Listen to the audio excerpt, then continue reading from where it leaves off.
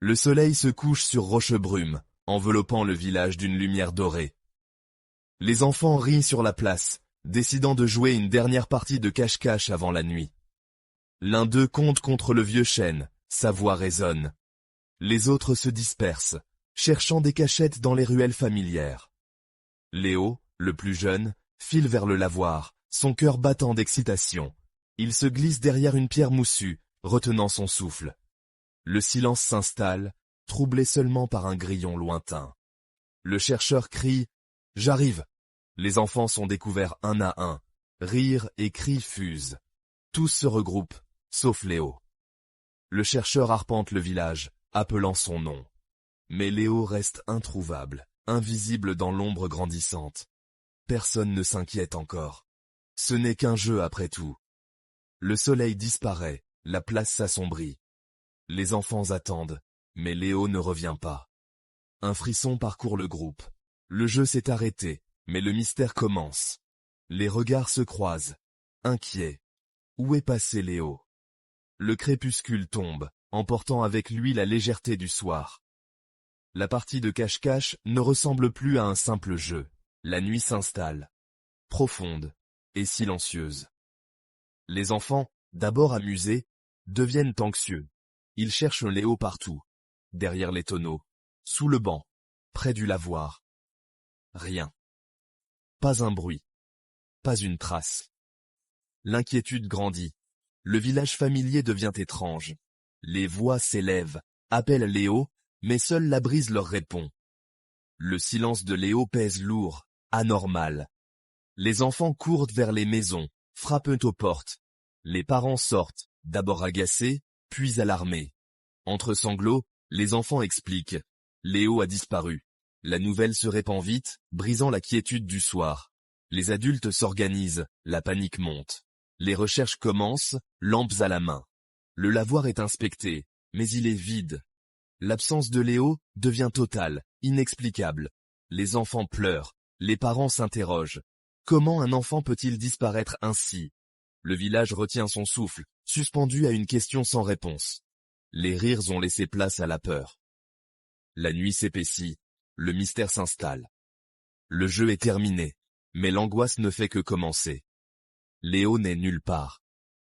Le drame vient de naître. Les parents de Léo arrivent, la peur au ventre. La mère appelle, la voix brisée. Le père interroge les enfants, sans réponse claire. Le village entier se mobilise, lampes et cris dans la nuit. Les groupes fouillent ruelles, jardins, champs, forêts. Aucun indice, aucune trace. Les chiens refusent d'aboyer, le silence est oppressant. Les heures passent, la fatigue s'installe. Les visages se ferment, la panique grandit.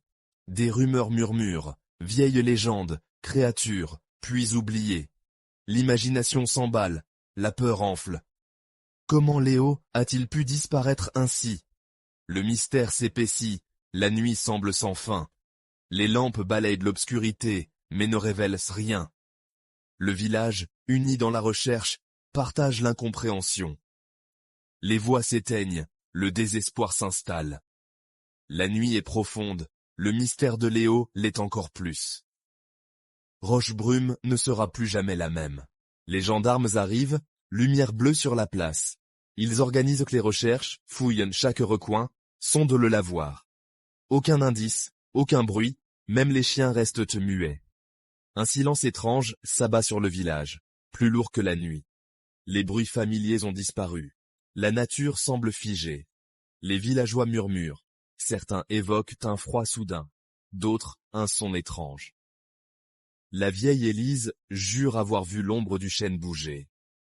Le père de Léo retrouve la petite voiture de son fils, posée au centre de la place, là où personne ne l'avait vue. Un détail impossible, défiant la logique. L'aube arrive, révélant des visages défaits. La recherche n'a rien donné.